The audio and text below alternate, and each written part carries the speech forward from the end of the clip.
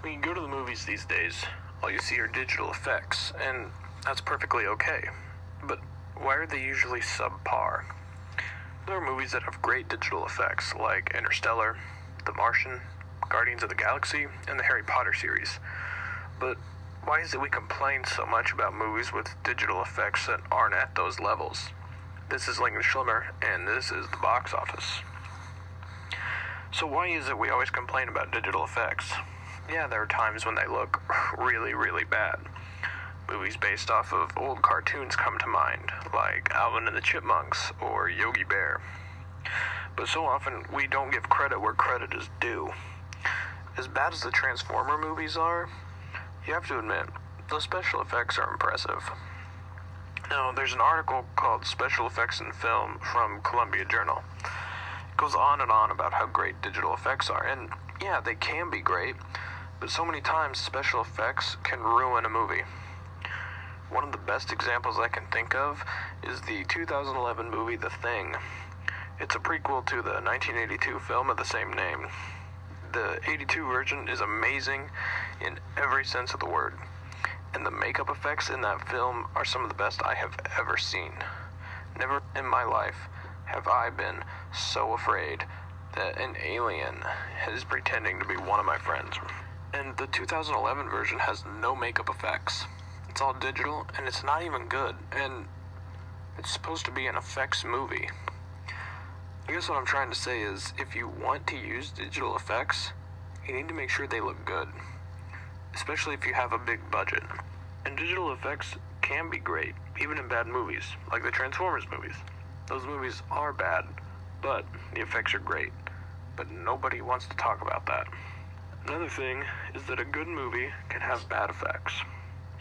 The movie The Mist has effects that look like they're out of an old video game, but the movie itself is great.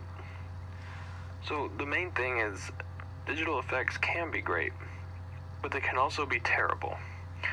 And I think in some cases, makeup effects cannot be beaten. Now that we got that over with, I just want to say I think it's crazy how often things in movies are actually digital, and they're not actually there. The one that surprised me the most was that Superman's cape in the movie Man of Steel was digital. I didn't understand why they had to do that, but then I realized that if it was a real cape, they couldn't make it do exactly what they wanted to do. It's always interesting to see those behind-the-scenes pictures of movies to see what something actually looks like. Another great example of this is Jurassic Park. Obviously, there aren't any actual dinosaurs, but a lot of those dinosaurs were puppets, or robots with a dinosaur shell over them. And then there are moments with digital dinosaurs. The creators of that movie also knew when to go digital and when to go practical, and that is a very hard balance to find. Another movie with that perfect balance is Mad Max Fury Road. Every single car is real, and a decent number of the car crashes are real. And the thing that really works for that movie is just how great it looks. Now, I've talked a lot about movies that use practical effects, but I haven't really mentioned a movie that uses digital effects, so let's go ahead and talk about that. Interstellar has some of the best effects I have ever seen in a movie. That movie has digital effects done right. Everything looks amazing in that movie, and I don't think those effects will ever age. But what I can't wrap my head around is, why can't more special effects be like the ones in Interstellar? I know I keep coming back to practical effects, but hear me out. Watch 2001: A Space Odyssey.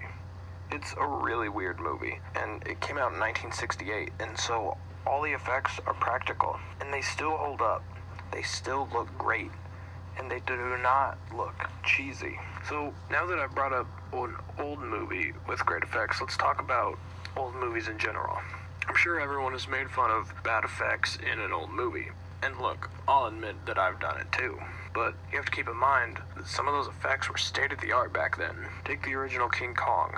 Those effects aren't awful, but they aren't great, especially compared to today's movies. But again, you have to realize that back then, that looked great. So next time you go to the movies, just think how different the effects could be if they used makeup instead of computers.